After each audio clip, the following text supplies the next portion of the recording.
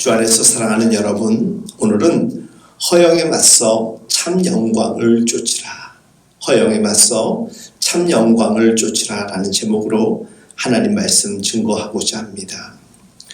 우리 인간의 삶에 있어서 허영이라는 이 문제는 늘 고쳐도 재발하는 심각한 문제입니다. 그렇게 이것을 우리 인간의 연약함으로 이겨낸다는 것은 결코 쉽지 않습니다. 그렇기에 허영심에 저항하기 위한 실용적 전략을 사막교부의 금원집에서 함께 묵상하며 나누고자 합니다. 사막교부의 금원집에 보면 헛된 영광에 대한 과도한 집착을 피하기 위하여서 인간의 의견에 집착하지 말 것을 요청하고 있습니다.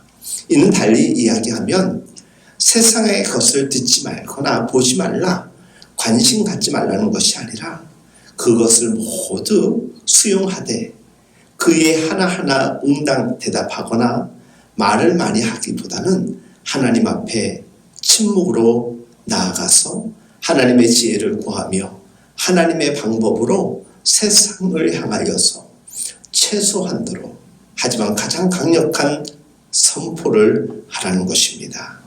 그래서 한 사막교부는 세상에 대한 죽음이라는 것을 침묵이라고 표현하기도 하였습니다. 이것을 영적 소명으로 삼으라고 권면하였지요. 한 형제가 이집트인 아빠 마카리우스를 찾아와서 말합니다. 아빠, 이것은 아람어의 아버지라는 뜻입니다. 선생님이라고도 하죠. 선생이여, 아버지여, 제게 꼭 필요한 말씀을 허락하여 주옵소서. 그렇게 간청을 하니 이 노인이 이야기를 합니다. 자네 공동묘지에 가서 죽은 자들을 향하여서 욕을 한번 해보거라. 그 형제는 그 말씀에 순종하여서 공동묘지에 가서 욕을 하고 돌을 던졌습니다. 그는 마카리우스에게 돌아와서 이야기합니다. 제가 그렇게 공동묘지에서 욕을 하고 왔습니다. 그러자 마카리우스가 말합니다. 그들이 너에게 무슨 말을 하더냐? 이때 그가 대답합니다. 아무 말도 없었습니다. 그러자 마카리우스가 다시금 이야기를 합니다. 내일 다시 한번 가서 이번에는 그들을 칭찬하거라 라고 이야기합니다. 그래서 그 형제는 가서 그 무덤을 향하여서 칭찬하며 사도들이여, 성인들이여, 의인들이여 라고 칭송하며 그들의 이름을 높이며 외칩니다. 다시금 노인에게 돌아옵니다. 마카리우스에게 이야기합니다. 그들을 칭찬하고 왔습니다. 그러자 마카리우스가 이야기를 합니다. 그들이 너에게 무엇라고 대답하느냐? 그러자 형제는 이야기하죠. 아무 말이 이번에도 없었습니다. 그러자 마카리우스가 그 형제를 향하여서 이렇게 이야기합니다. 너가 그들을 모욕해도 그들이 대답하지 않았고 너가 그들을 칭찬해도 그들이 말하지 않았다. 그러니 너도 구원받고 싶으면 그들처럼 죽은 자가 되거라. 죽은 자처럼 사람들의 조롱이나 칭찬에 너무 신경 쓰지 말고 주의를 기울이지 말거라 라고 이야기를 하였습니다. 주 안에서 사랑하는 여러분, 알고 보면 우리는 세상 이야기와 관심사에 너무나도 끌려가거나 집착하곤 합니다. 대개 허영에 사로잡히는 이유는 너무나도 탐욕스러운 욕망에 휘둘려서 본질이 아닌 현상에 유린되거나 집착하기 때문 아니겠습니까? 우리는 누구입니까? 우리는 그리스도인입니다. 우리 그리스도인들은 하나님의 뜻과 하나님의 말씀으로 여기는 성경에서 제시하는 그 모든 생명의 말씀을 삶의 기준과 원칙, 신앙의 도로, 생명과 같이 여기는 사람들 아니고 무엇이겠습니까? 우리가 그리스도인으로 하나님의 뜻과 말씀의 반석 위에 온전히 세워진다면 결코 허영으로 인하여서 교만해지거나 불평하거나 허세를 부리거나 허랑방탕한 삶에 빠지는 등 허우적대지는 않을 것입니다. 우리의 자아가 공동묘지에 죽어 매장된 이들처럼 세상의 소리에 침묵하거나 정하지 않을 것만큼 지혜로운 처신은 없습니다. 영성훈련가로 알려진 달라스 리너로드는 이렇게 이야기합니다. 우리가 고요함에 들어가기 전까지 세상은 여전히 우리를 붙잡는다라고 말했습니다. 그렇습니다. 고독과 침묵은 말을 금하는 금언 정도가 아니라 우리의 자리를 조용히 찾아가는 순례 행정과 같은 것이지요. 지난 주일 우리 아둘람 교회의 가족들은 가평 필그림 하우스 철로역정 코스를 순례했습니다. 자세히 들여다본 이들은 혹시 발견하시고 기억하시는지 모르겠는데 그곳에는 아주 여러 곳에 경건한 침묵이라는 문구가 쓰여져 있습니다. 그것을 순례자의 미덕이라고 설명합니다.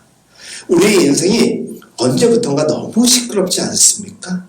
외적인 환경은 이미 우리가 조절 불가의 상황이 되어버렸습니다. 그나마 내적인 우리 마음은 어떻습니까? 그나마 생존에 중요한 자리임에도 불구하고 그마저도 위협받고 있거나 이미 혼란과 소음으로 가득 채워져 가고 있습니다. 창세기 1장 2절 말씀에 기록되기를 땅이 혼돈하고 공허하며 흑암이 깊다라고 표현하고 있습니다. 마치 무질서의 그때와 지금의 상황이 비슷하지 않습니까? 창조 역사를 보면 하나님이 천지를 말씀으로 창조하셨습니다. 말씀이 이 땅에 관여하고 창조와 새 질서가 자리 잡게 되죠. 주 안에서 너무나도 사랑하는 여러분, 우리가 왜 고독과 침묵을 그 자리를 우리가 찾아야 되고 회복해야 되는지 이제 조금 눈치채셨습니까? 우리가 왜 하나님의 뜻과 말씀으로 삶의 기준과 원칙, 믿음의 도를 회복해야 되는지 알겠습니까? 그렇습니다.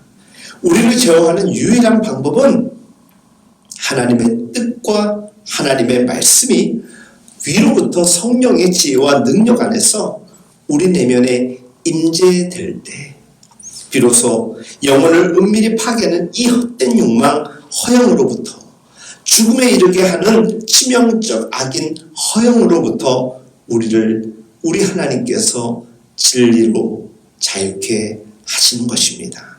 그러니 우리는 훈련해야 하지 않겠습니까? 침묵을 훈련해야 됩니다. 영적으로 든든해지기 위하여서, 튼튼해지기 위하여서 훈련해야 합니다. 무엇으로입니까? 하나님의 말씀이고 그 말씀이 우리 안에 머물기 위해서 우리는 조용히 하나님 앞에 엎드려야 하고 모든 것을 비워내야 합니다. 그래야 허영에 맞서 진리로 배수진을 칠 수 있게 되는 것이고 온전히 하나님의 참 영광을 쫓을 수 있는 것입니다. 사랑하는 여러분, 몇 날을 허영에 대한 말씀을 듣다 보니 이제 뭔가 도전하고 싶지 않으십니까? 허영에 맞서 참된 영광을 쫓고자 하는 거룩한 열망이 우리 안에 생겨나지 않습니까?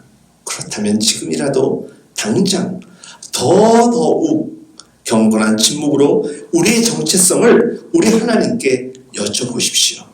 우리의 정체성은 하나님의 은혜로 말미암는 하나님의 자녀됨 아니고 무엇이겠습니까? 하나님의 자녀는 어떤 사람입니까? 아바 하나님 뜻과 말씀에 순종하는 믿음으로 그 존재를 드러내는 존재입니다. 영적 거인들은 침묵에 관하여서 이렇게 정의하였습니다. 침묵은 우리 삶 속에 기도로 하나님의 음성을 들을 공간을 창조하는 것이다. 이런 이유로 우리 예수님은 무리를 떠나서 하나님만 계신 공간과 시간을 찾아가셨던 것입니다. 그곳에서 하나님과의 시간을 가졌습니다. 사랑하는 여러분, 수많은 사람들에 묻혀 우리는 너무나도 혼란을 거듭하며 살아가고 있습니다. 홀로 깊이 생각하거나 말씀의 인도를 받을 그 공간을 찾아가지 못할 때가 얼마나 많은지 모릅니다. 그래서 이 새벽이라도 하루를 여는 이 시간에 하나님 앞에 우리는 찾아간 것입니다. 특별히 예수님 또한 가장 한적한 시간, 새벽을 통하여서 하나님 앞에 무릎 꿇고 하늘을 향하여서 소리를 들었습니다. 그것이 침묵이고 경건한 하나님을 향한 자세였던 것입니다. 침묵으로 훈련하는 것은 외적 세계의 경쟁적 요구를 조용히 인생의 뒷자리로 내려놓고 예수님하고만 시간을 가지라는 하나님의 경건의 초청을 응하는 것입니다. 침묵은 우리가 응답해야 할 세상의 소리들 혹은 우리 자신의 이미지를 알맞게 드러내고 방어해야 한다는 머릿속에서 말하는 이 잡음으로부터 우리를 하나님께서 통제하여 주시고 막아줍니다. 때로 우리가 눈을 감고 침묵을 하면 세상 잡념과 또 잡음이 바구잡이로 들려올 때가 있습니다. 그러나 우리의 믿음으로 집중하면 예수님 그 세자에 집중하고 하나님 그 세자에 집중하고 목매어 외치면 우리 주님이 우리의 마음을 만지심을, 우리 성령께서 우리 가운데 임재하심을 우리는 알게 될 것입니다. 결국 우리는 침묵하는 동안 은밀히 우리에게 침투하여 만지시는 하나님을 만나는 경건의 시간을 누리게 되는 것입니다. 주 안에서 사랑하는 여러분, 비어있는 영광, 속빈 영광, 이것이 베인 글로리, 바로 헛된 욕망이라고 여러분들에게 여러 차례 말씀을 드렸습니다. 이 세상, 이 시끄러운 세상으로부터 경건의 침묵으로 맞서십시오. 허영에 맞선다라는 것은 경건으로 허영에 대적하라는 것입니다. 침묵으로 하나님 앞에 나아가라는 것입니다. 세상이 우리를 너무나도 가혹하게 몰아친다 할지라도 하나님이 우리의 반석이시요 방패되어 주시기 때문입니다. 길과 진리 생명 되신 주님이 우리로 하여금 당신의 참 영광을 보게 하실 것입니다. 영광은 무엇입니까? 영광은 하나님께 드리는 선물이자 그 하나님께서 우리에게 영광의 빛으로 서로에게 비추이는 선물입니다. 악이 영광에 대한 우리의 갈망을 왜곡할 때가 많습니다. 영광에 대한 우리의 갈망을 허영으로 끊임없이 유혹하기에 더더욱 우리는 하나님 앞에서 고독한 경건한 침묵으로 생존 법칙을 삼아야 합니다. 우리의 침묵은 결코 소리 없는 순종으로 이어지기 때문에 그 어떤 것보다 능력이 됩니다. 하나님이 말씀하실 시간이 되기 때문입니다. 우리가 침묵하고 금언하는 그때에 하나님은 생명의 말씀으로 우리를 인도하여 주실 것이고 우리 내면을 우렁차게 외쳐주실 것입니다. 거침없이 일하시는 다이나믹한 하나님의 역사를 우리는 체험하게 될 것입니다. 허영이 손짓하는 세상에서 침묵으로 우리의 소리를 비우십시오. 허영으로 인해 그냥 엉뚱한 행동, 엉뚱한 소리 내지 않음만으로도 우리는 충분히 대적할 수 있습니다. 우리가 침묵으로 하나님 앞에 무릎 꿇고 하나님 앞에 침묵으로 하나님의 소리를 들을 때 하나님은 말씀으로 새로운 창조의 역사를 이어가시고 새로운 질서로서 세상을 다스리십니다. 그러니 우리가 세상을 향해 침묵으로 반응할 때 하나님 당신이 소리를 내시는 것이며 하나님이 일하시는 것입니다. 오늘은 허영에 맞서 참 영광을 위하여서 경건한 침묵을 여러분들에게 말씀을 드렸습니다. 사막 두부들이 이와 같은 마음으로 그 벌판에서 세례 요한의 영성을 이어갔던 것입니다. 이 세상 주관자 하나님 앞에서 너무 많은 말을 하려고 괜히 수고하지 마시고 차라리 힘을 빼고 주님 앞에 일관성 있게 침묵하며 듣지 않으려고 들려오는 소리에 우리의 이 귀가 하나님의 지혜만을 경청할 수 있는 은혜가 함께하기를 간절히 소망합니다. 허영으로 시끄러운 세상에서 참으로 놀라운 평강을 누리게 될 것을 저는 확신합니다. 주 안에서 사랑하는 여러분, 허영에 맞서 참 영광을 쫓으십시오. 이는 하나님 앞에 먼저 무릎으로 침묵으로 나아가는 것입니다. 이 새벽에도 그리고 앞으로 펼쳐지는 우리 삶의 자리에서 언제나 하나님 앞에 경건한 침묵으로 하나님의 음성을 날마다 듣고 그 들음으로 인하여서 세상에서 그 어떤 것보다 강력한 영적 무기로 삼는 우리 모두가 될 수 있기를 예수님의 이름으로 축복합니다.